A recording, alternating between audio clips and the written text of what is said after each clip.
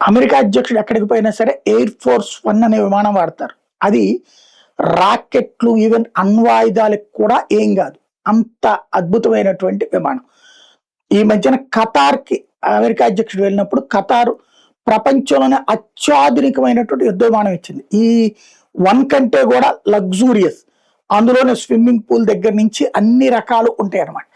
అప్పటి నుంచి అదే వాడుతున్నాడు ట్రంప్.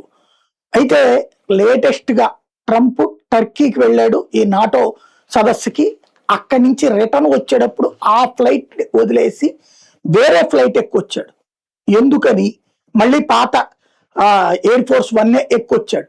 ఎందుకని అంటే ఇరాన్ తనని టార్గెట్ చేసిందని ఇజ్రాయెల్ ఇచ్చినటువంటి సమాచారంతో ఆయన విమానం అంటే ఖతార్ నుంచి ఇంత ముందు తీసుకున్నటువంటి విమానం వాళ్ళకి ఐడెంటిఫై ఉంది.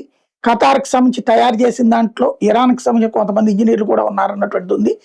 ఈ కారణంగా దాన్ని పేల్చేయచ్చు లేదా ఇంకేదైనా చెయ్యొచ్చు అన్నటువంటి.